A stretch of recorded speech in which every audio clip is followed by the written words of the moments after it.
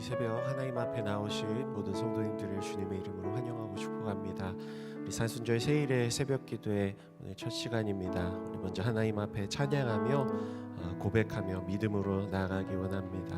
우리 6월절 어린 양의 피로 우리의 죄 용서하여 주신 우리 주님 믿음으로 고백하며 나아가겠습니다.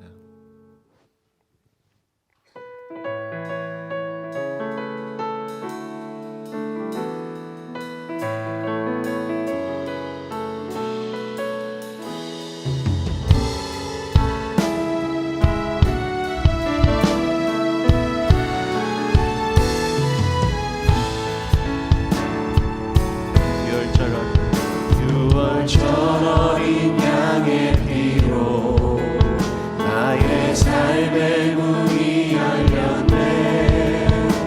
저둠의 권세는 이미 없네. 주 보혈의 능력으로 원수가 날 정죄할 때에도 나 그높게 설 수 있네. 정죄함 없네. 난 주 보혈 아래 있네. 난 주 보혈 아래 있네. 그 피로 내 죄 사했네.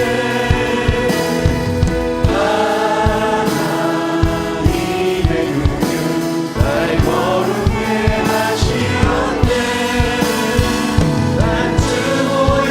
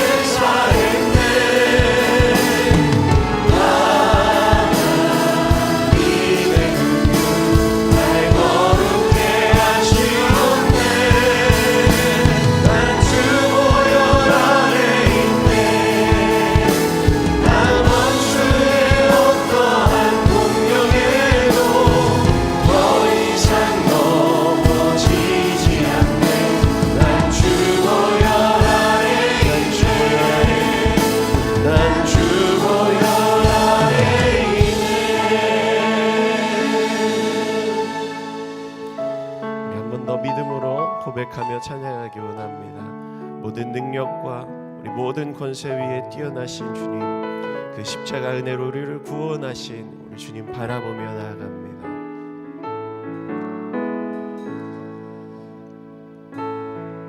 모든 능력과 모든 권세 모든 것 위에 뛰어나신 주님, 세상이 증명할 수 없는 지혜로 모든 만물 창조하셨네.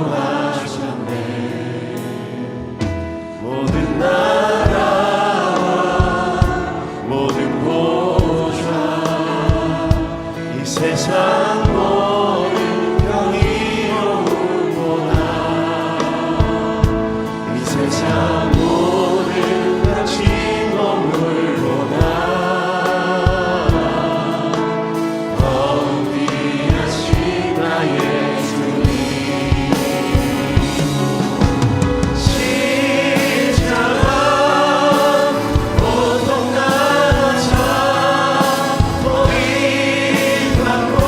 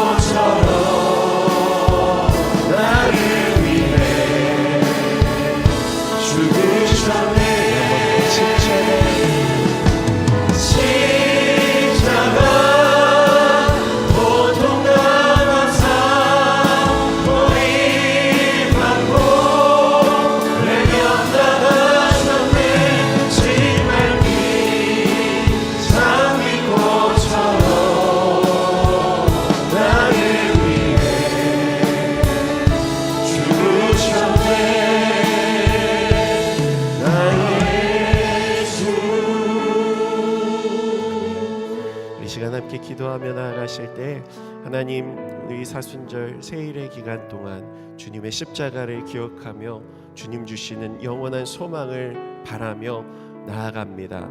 우리 가운데 은혜 베풀어 주시고 주의 말씀으로 우리 심령을 새롭게 하여 주시옵소서. 우리 온 성도들 주님의 십자가 앞에 나아갈 수 있는 우리 귀한 시간으로 우리 인도하여 달라고 우리 합심하여 기도하며 나아가겠습니다. 오, 사랑과 능력이 감사합니다. 우리를 위해서 생명 내어주시는 사랑, 우리를 위해서 십자가에서 피 흘리시는 사랑, 그리고 우리 가운데 영원한 소망이 되어주신 우리 주님을 바라보며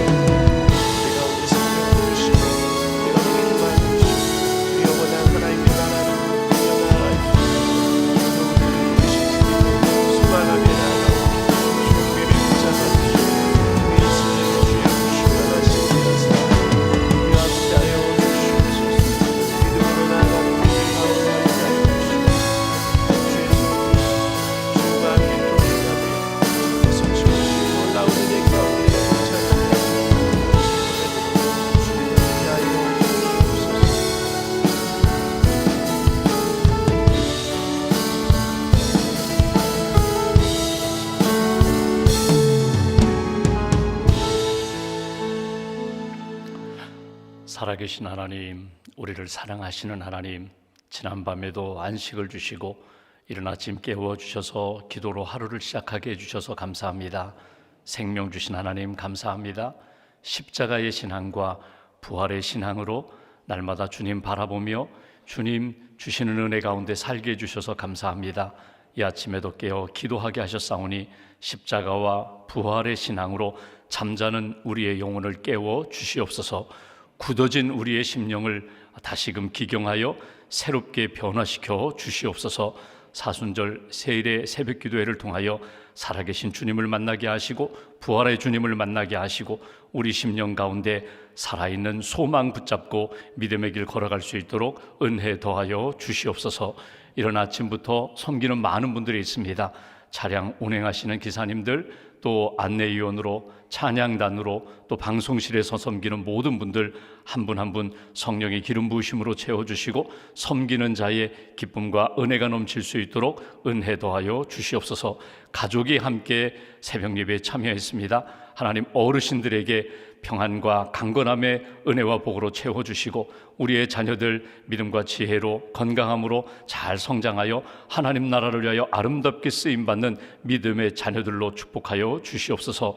우리 가정 안에 하나님의 은혜가 회복되기를 소망합니다. 하나님의 사랑이 회복되기를 소망합니다.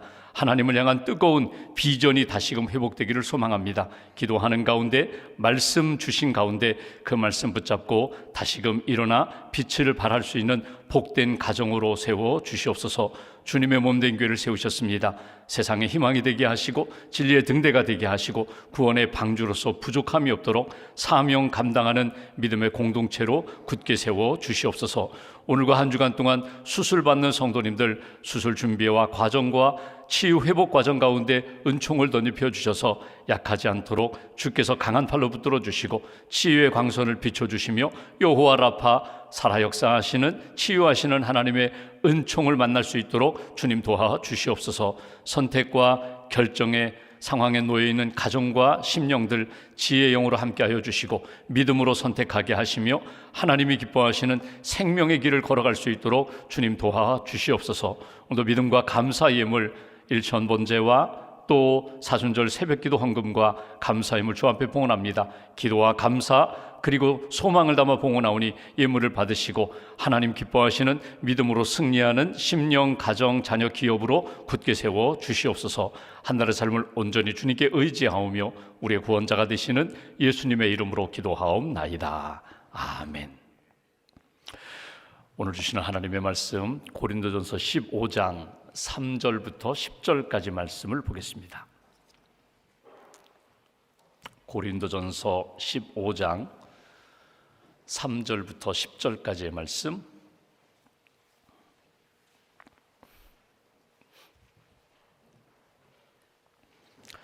찾으셨으면 3절부터 10절까지 우리가 함께 봉독하겠습니다. 내가 받은 것을 먼저 너희에게 전하였노니 이는 성경대로 그리스도께서 우리 죄를 위하여 죽으시고 장사 지낸 바 되셨다가 성경대로 사흘 만에 다시 살아나사 게바에게 보이시고 후에 12 제자에게와 그 후에 500여 형제에게 일시에 보이셨나니 그 중에 지금까지 대다수는 살아있고 어떤 사람은 잠들었으며 그 후에 야고보에게 보이셨으며 그 후에 모든 사도에게와 맨 나중에 만삭되지 못하여 난 자 같은 내게도 보이셨느니라. 나는 사도 중에 가장 작은 자라. 나는 하나님의 교회를 박해하였으므로 사도라 칭함받기를 감당하지 못할 자니라. 그러나 내가 나 된 것은 하나님의 은혜로 된 것이니 내게 주신 그의 은혜가 헛되지 아니하여 내가 모든 사도보다 더 많이 수고하였으나 내가 한 것이 아니요 오직 나와 함께 하신 하나님의 은혜로라. 아멘. 하나님의 은혜와 평강이 세일의 새벽 기도에 참여하신 모든 심령, 가정, 일터 가운데 함께 하시기를 기원합니다. 오늘은 확실한 희망이라는 제목으로 하나님 말씀 전하겠습니다. 매너리즘이라는 단어가 있습니다. 여러분 들어보셨을 것입니다. 매너리즘에 빠졌다, 매너리즘에 물들었다, 그런 표현을 사용하는데, 매너리즘이라는 이 단어의 사전적인 의미를 보면 일정한 기법이나 형식이 습관적으로 되풀이되어서 그 독창성과 신선한 맛을 잃어버린 상태를 매너리즘이라고 그렇게 표현합니다. 우리가 흔히 타성이라는, 타성에 젖었다, 타성에 물들었다, 이런 표현을 사용하는데 이 매너리즘이라는 말이 타성이라는 말과 같은 의미입니다. 오늘날 이 단어는 우리의 삶의 생활에 다양하게 사용되고 있습니다. 직장 생활하면서 나 출근하고 일하고 퇴근하는 것, 내가 직장에서의 직장 생활이, 사업이 매너리즘에 빠졌다, 타성에 젖었다. 또 사람들과의 만남도 늘 만날 때마다 새롭고 또 기쁘고 감사하고 사랑의 교제가 이루어져야 되는데 만날 때마다 타성에 젖어서 습관적으로 만나고 늘 하는 이야기하고 늘 하하호호 즐기긴 하지만 그러나 의미 없이 돌아서면은 다음에는 만나지 말아야지, 이런 만남이 타성에 젖은 만남이 된다는 것입니다. 그런데 이 매너리즘, 이 타성에 젖는다는 이 표현 중에 우리가 한번 생각해 볼 것이 신앙생활의 매너리즘입니다. 신앙생활이 타성에 젖는다는 것은 무엇인가? 우리가 주일 예배도 드립니다. 성경 공부에도 참여합니다. 기도에도 참여하고 봉사하는 현장에도 참여합니다. 그런데 내게는 기쁨이 없습니다. 내게는 영적인 감동이 없습니다. 처음 신앙생활할 때에는 그냥 예수님만 생각해도 가슴이 뛰고 눈물이 났는데 예배가 그리워지고 예배 현장에 들어가면 막 내 어두웠던 마음이 밝아지고 무거웠던 심령이 가벼워지는데, 막 가슴이 뜨거워지는데, 내가 예배를 드려도 기도를 해도 선교 현장에 가도 내 마음이, 내 삶이 전혀 변화와 감동이 일어나지 않는다? 그렇다면 내가 이미 신앙생활의 매너리즘에 빠진 것입니다. 이미 타성에 젖어 물들었다는 것입니다. 그렇다면 왜 우리가 이렇게 타성에 젖을까? 매너리즘에 빠질까? 특별히 신앙생활 가운데 왜 내 신앙이 이렇게 날마다 새로워지지 못할까? 뜨거워지지 못할까? 여러 가지 이유를 찾을 수 있지만 가장 중요한 이유가 뭐냐면 십자가와 부활의 신앙이 이미 내게 약해져 있기 때문에 내가 타성에 젖게 된다는 것입니다. 여러분, 십자가와 부활의 신앙은 같이 가는 것입니다. 십자가 신앙 따로 있고 부활 신앙 따로 있는 것이 아니라 십자가의 신앙이 곧 부활 신앙이고 부활 신앙이 십자가의 신앙이 된다는 것입니다. 그러니까 여러분, 초대교회를 보십시오. 초대교회는 매 주일이 부활절이었습니다. 1년에 한 번 예수님이 부활하신 그날이 부활절이 아니라 매 주일이 작은 부활절이었습니다. 그러니까 부활절, 매 주일마다 주님 앞에 나와 예배드리며 주님 부활하셨습니다. 주님 부활하셨기에 나도 부활합니다. 부활의 첫 열매가 되시는 주님을 바라보고 주님을 믿으며 나도 부활할 것을 믿습니다. 그래서 매 주일마다 예배와 신앙생활이 굉장히 역동적이었다는 것입니다. 시간적으로는 예수님이 이 땅에 오시고 그리고 33년의 삶을 사신 다음에 십자가에 달려 죽으시고 3일 만에 부활하신 것이 시간적으로는 예수님의 이 땅에 오심과 십자가와 부활의 시간이지만, 여러분, 신앙의 순서는 부활절, 예수님이 부활하심으로 십자가가 맞아. 하나님이 약속하신 대로 십자가에서 우리의 모든 죄를 다 용서하셨어. 십자가의 보혈로 내 모든 죄를 용서하셨고 나를 새 생명 주셨어. 구원해 주셨어. 하나님의 자녀 삼아 주셨어. 그러고 보니까 이 땅에 오신 예수님의 성탄절의 의미가 생긴다는 거예요. 그러니까 초대교회는 성탄절을 지키지 않았어요. 초대교회의 부활절, 부활신앙, 십자가의 신앙을 지키다가 시간이 지나면서 예수님이 이 땅에 오셔서 십자가 지시고 부활하심으로 우리에게 산 소망을 주셨다면 이 땅에 오신 그날도 의미가 있지 않는가. 그래서 성탄절을 지키기 시작했다는 것입니다. 그렇다면 우리 신앙 안에 과연 십자가와 부활신앙이 살아있는가? 약해졌던, 희미해졌던 다시금 십자가와 부활신앙을 분명하게 세우고 이 부활의 산 소망을 품고 하나님 앞에서 살아가야지. 이것이 이번 사순절 세일의 새벽기도회를 통하여 다시 한번 우리가 붙잡고자 하는 믿음의 목표입니다. 십자가 부활신앙을 새롭게 하여 주옵소서. 특별히 부활을 입다라는 이 팀 켈러 목사님의 책을 중심으로 해서 우리가 2주간 동안 부활에 대한 말씀을 쭉 나누게 될 것입니다. 내게 분명한 것은 부활의 신앙입니다.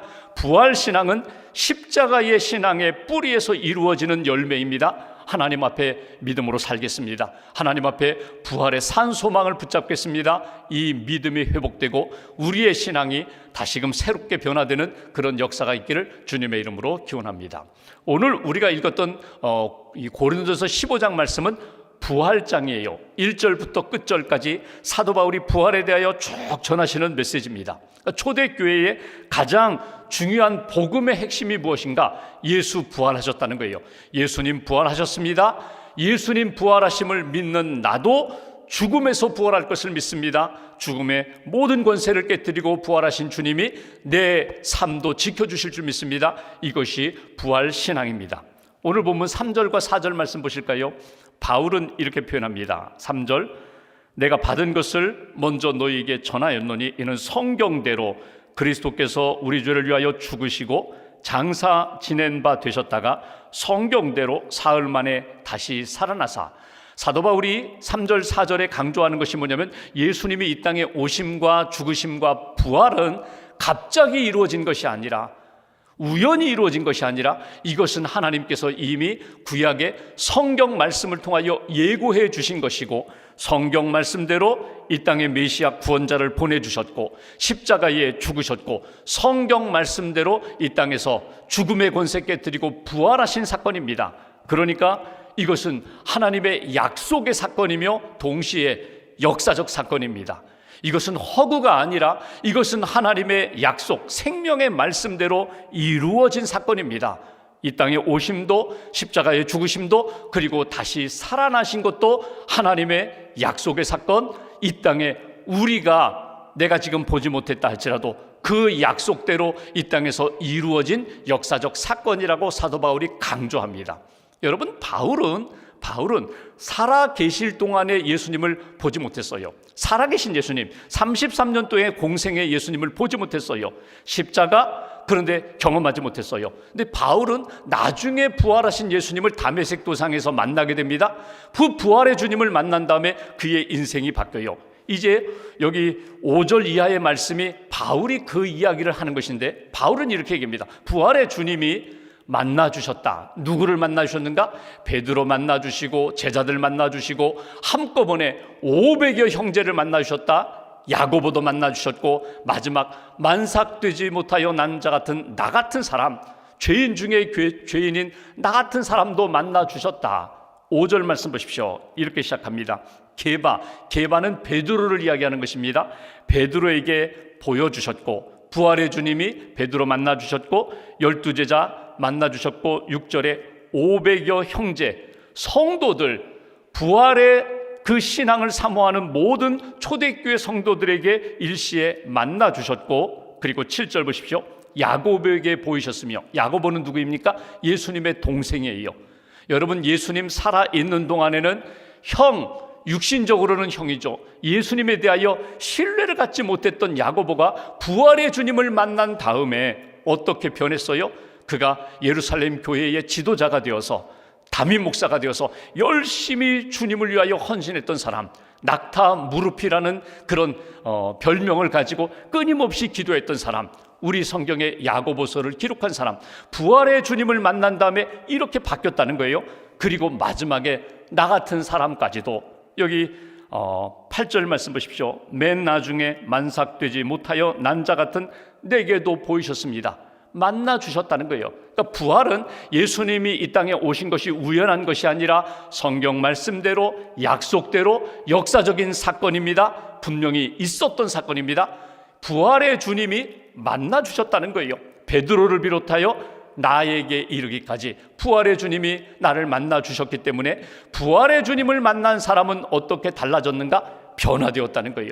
여러분, 베드로를 보십시오. 3번이나 예수님을 모른다고 부인했던 그 베드로가 나중에 용기 100배해서 성령 충만함을 받고 그가 마지막 복음을 전하고 순교하기까지 예수 그리스도의 증인으로 살아갔던 그 변화의 역사는 부활의 주님을 만났기 때문이다. 의심 많았던 도마, 여러분, 내가 직접 만나봐야 돼, 내가 직접 손가락으로 예수님 옆구리 넣어봐야 돼, 이렇게 의심 많았던 그 도마가 부활의 주님을 만난 다음에 너는 보고야 믿느냐, 보지 않고 믿는 자가 복되도다. 그 부활의 주님을 만난 도마가 인도에까지 가서 목숨 걸고 순교하는 비결이 무엇인가? 부활의 주님을 만났기 때문이다. 여러분, 예수님의 동생 야고보의 변화, 그리고 자신의 변화, 이 모든 것이 부활의 주님을 만났기 때문이다. 부활의 주님을 만나면, 부활신앙을 가지면 삶이 변화된다는 거예요. 그러면서 바울이 예수님이 이 땅에 오셨습니다, 부활하셨습니다, 그리고 주님을 만났습니다, 이 모든 것이 10절 말씀 보십시오. 이렇게 표현합니다. 박해하던 자가 오히려 박해를 받으며 복음을 전하는 자로 변화된 것, 나 바울이 이렇게 된 것은 10절 한 절 같이 봉독합니다. 그러나 내가 나 된 것은 하나님의 은혜로 된 것이니 내게 주신 그의 은혜가 헛되지 아니하여 내가 모든 사도보다 더 많이 수고하였으나 내가 한 것이 아니요 오직 나와 함께 하신 하나님의 은혜로라. 아멘. 십자가의 신앙을 갖는 것도 하나님의 은혜, 부활 신앙을 갖는 것도 하나님의 은혜, 부활 신앙을 가지고 주님 바라보며 십자가 바라보며 믿음의 삶을 살아가는 것, 이 모든 것은 하나님의 전적인 은혜라고 사도 바울은 간증하고 있습니다. 여러분, 이 고린도서 15장 말씀을 통해서 오늘 우리가 붙들 것이 있어요. 그것은 여러분, 십자가와 부활의 신앙은 내 머리로 어떤 과학적인 증명으로 이루어지는 것이 아니라 이건 전적인 하나님의 은혜라는 거예요. 구원도 하나님의 은혜, 부활신앙도 하나님의 은혜, 예수 그리스도의 부활신앙을 붙잡고 나도 이 땅에서 죽지 아니하고 영원히 살 것을 믿습니다. 주님의 나라에 들어가고 주님과 같은 신령한 몸으로 부활할 것을 믿습니다. 이 믿음을 갖는 것은 전적인 하나님의 은혜다. 이 은혜 가운데 믿음의 길을 걸어가는 거야. 팀 켈러 목사님이 지은 부활을 입단하는 책에 보면 이렇게 표현합니다. 만약 예수님의 부활이 사실이라면 세상의 모든 것이 달라진다. 예수님의 부활이 분명하다는 것을 내가 믿으면 내 삶이 달라진다는 거예요. 거꾸로 이야기해 볼까요? 부활신앙, 십자가의 신앙이 내 심령과 신앙생활 가운데 약해지면 나는 굳어지게 된다, 약해지게 된다, 퇴보하게 된다. 오늘 그 얘기거든요. 그래서 오늘 우리가 다시 한번 붙잡는 거예요. 나는 예수님의 십자가의 복음을 믿습니다. 나는 예수님의 부활을 믿습니다. 예수님의 부활의 신앙이 내 삶에 새로운 역사로 일으켜 주실 줄 믿습니다. 그러면서 오늘 우리가 묵상할 주제는 희망입니다. 희망. 여러분, 예수 그리스도의 부활을 믿는 자는 이 땅에서 사람들이 갖는 희망이 아니라, 잠깐 있다가 사라지는 희망사항이 아니라 영원한 생명을 주시는 희망으로 우리 안에 뿌리를 내리게 된다는 거예요. 여러분, 정말 나는 부활 신앙을 가지고 있는가? 부활 신앙을 가지고 살아계신 하나님 앞에서 살고 있는가? 보통 희망을 이야기할 때 사람들이 이런 이야기를 합니다. 잘 되기를 바랍니다. 괜찮아질 것입니다. 앞으로 좋아지기를 기대합니다.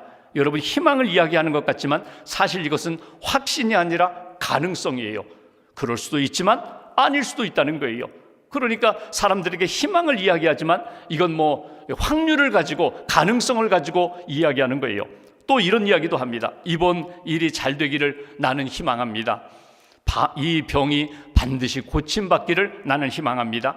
우리 자녀의 미래가 잘 되기를 나는 희망합니다. 여기 희망을 이야기하지만 상황이 바뀌면 이 희망은 그냥 사라져 버리는 거예요.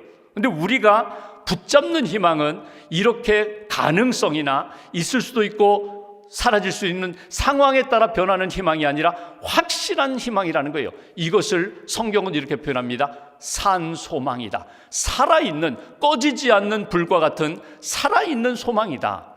베드로전서 1장 3절 말씀 보실까요? 사도 베드로가 본인이 베드로전서 초대교회 성도들에게 편지를 쓰면서 제일 먼저 안부 인사한 다음에 제일 먼저 강조한 것이 1장 3절 말씀이에요. 1장 3절 함께 봉독하겠습니다. 우리 주 예수 그리스도의 아버지 하나님을 찬송하리로다. 그의 많으신 긍휼대로 예수 그리스도를 죽은 자 가운데서 부활하게 하심으로 말미암아 우리를 거듭나게 하사 산 소망이 있게 하시며, 하나님의 은혜로 예수님을 이 땅에 보내주셨어요. 예수님이 십자가에 달려 돌아가셨는데 예수님의 십자가의 복음을 믿는 자, 예수님의 십자가의 보혈을 믿는 자 거듭나게 하셨다는 것 뭐냐면 구원해 주셨다는 거예요. 우리를 구원해 주실 뿐만 아니라 우리에게 산 소망을 주셨다. 여기 산 소망이라는 것이 리빙 홉입니다. 살아있는, 지금도 우리에게 생명을 주시고 능력을 주시는 그 소망, 확실한 희망을 우리에게 주셨기에 그 예수님, 십자가와 부활의 예수님을 붙잡고 사는 사람은 여전히 그 산 소망으로 꺼지지 않는 불과 같이 하나님 앞에서 역동적으로 생명력을 가지고 살아가는 것이다. 이것이 베드로가 강조하는 내용이에요.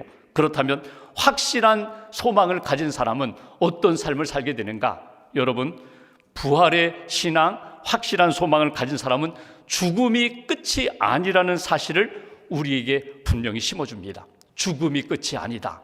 여러분, 사람마다 두려움이 있어요. 어떤 사람은 건강을 잃을까 두려워하고, 어떤 사람은 자기가 사랑하는 사람을 잃을까 두려워하고, 어떤 사람은 미래가 불확실하고 미래가 더 어두워질까 두려워하고. 근데 이 모든 두려움은 마지막에 어디에서 딱 귀결되는지 아세요? 죽음에 대한 두려움으로 딱 연결됩니다. 죽을까 봐, 죽음으로 끝날까 봐. 건강에 대한 것도, 사랑하는 사람에 대한 것도, 미래에 대한 것도 마지막에 죽을까 봐. 그런데 산 소망을 가진 사람은 죽음이 마지막이 아니라는 믿음을 분명히 가져요. 죽음이 끝이 아니라 반드시 죽음의 권세를 이기시고 부활하신 예수님이 우리에게도 그 산 소망을 주셨다. 죽음이 끝이 아니라 부활이 있다는 것. 고난도 마찬가지입니다. 고난도 이 고난으로 끝나는 것이 아니라 반드시 고난을 통하여 나를 연단하신 다음에 정금 같은 믿음의 열매를 우리에게 허락해 주신다. 생명을 준비하시고 영광을 준비하신 하나님께서 고난으로 끝내는 인생이 아니라 반드시 영광으로, 부활로 우리에게 주시는 은혜가 있다. 또 하나, 우리의 미래는, 부활신앙 가진 사람은 우리의 미래는 하나님의 손에 달려있다. 하나님의 권세에 있다. 하나님의 섭리 가운데 있다. 인도하심 가운데 있다. 그래서 불확실한 세상 가운데 미래는 하나님의 뜻 가운데 합력하여 선한 역사를 이룰 거야. 그 믿음으로 살아간다는 거예요. 그러니까 죽음도 고난도 불확실한 미래도 분명한 부활신앙을 가진 사람들에게는 확실한 소망 가운데 하나님, 예수님 부활하신 것처럼 나를 일으켜 주실 줄 믿습니다. 마지막에 선한 역사로, 생명의 역사로 이끌어 주실 줄 믿습니다. 이것이 우리가 간직해야 할 희망, 살아있는 소망입니다. 일주일 전에 국민일보에서 김영석 교수님과 인터뷰를 했어요. 106세에 장수하시는 분이죠. 저희 교회 오셔서도 강연을 하셨던 분인데, 이분이 국민일보 일면에다가 이런 표현을 썼어요. 이 세상 사람들이 다 희망을 갈구하는데, 희망을 원하는데 희망이 어디 있는가? 그분 표현대로 이야기하면 희망을 주는 것이 교회의 존재 이유라고 이야기해요. 어디에서 우리는 희망을 찾는가? 교회에서. 교회가 어디예요? 예수님 계신 곳에서, 예수님의 십자가와 부활의 신앙에서 우리는 희망을 찾습니다. 세상 사람들이 지금 전쟁 때문에, 경제적인 어려움 때문에 여러 가지 힘든 시간을 보내는데 어디에서 희망을 찾아야 되는가? 교회에서 희망을 찾아야 된다. 교회가 간직해야 할 것이 무엇입니까? 복음을 간직해야 돼요. 복음이 무엇입니까? 예수님의 십자가와 부활의 신앙이 살아있을 때 교회의 존재 목적도, 그리고 사명도 감당할 수 있다는 거예요.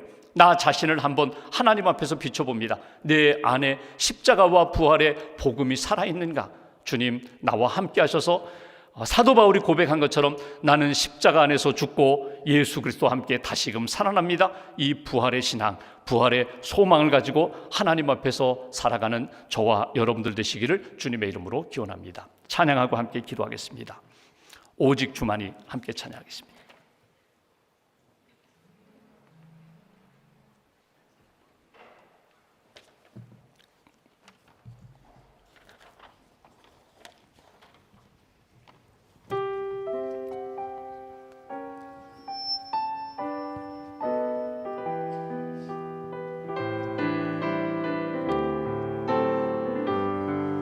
나의 영혼이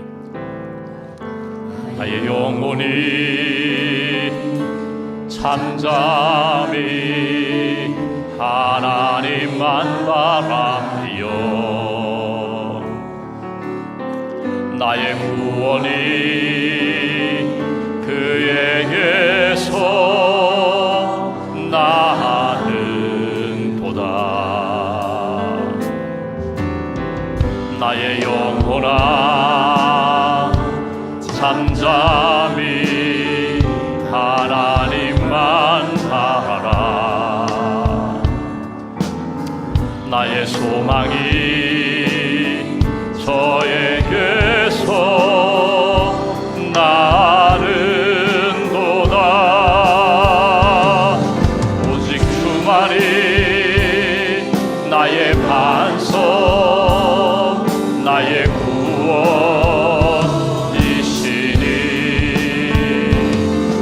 오직 주만이 나의 산소, 내가 요동치 아니하리. 오직 주만이 나의 반석, 나의 구원이시니 오직 주만이 나의 산소, 내가 요동치 아니하. 한 번 더 합니다. 오직 주만이 나의 반석, 나의 구원이시니 오직 주만이 나의 산소, 내가 요동치 아니하리. 기도하겠습니다. 여러분, 이 시간 기도하기 위하여 주님 앞에 엎드렸습니다. 십자가를 바라보며 기도합니다. 십자가에 담겨있는 우리를 구원하시는 하나님의 사랑, 우리의 모든 죄를 용서해 주시는 그 보혈의 은총을 우리에게 주셨습니다. 예수 그리스도께서 3일 만에 부활하셨습니다. 예수님의 부활이 곧 나의 소망이 되고 나의 부활 신앙이 됨을 이 시간 고백합니다. 타성에 젖어 있는 우리의 생활과 우리의 신앙생활, 우리의 영성을 깨워주셔서 살아있는 하나님 기뻐하시는 생명력 있는 신앙인으로 다시금 회복시켜 주시옵소서. 십자가와 부활의 복음으로 잠자는 영혼을 깨워주시고 다시금 이 사순절에 십자가와 부활 신앙으로 일어나 하나님 기뻐하시는 삶을 살아갈 수 있도록, 모든 고난을 이길 수 있는 그런 능력의 사람 될 수 있도록 붙들어 달라고 말씀 붙잡고 함께 기도하겠습니다. 하나님 아버지 감사합니다.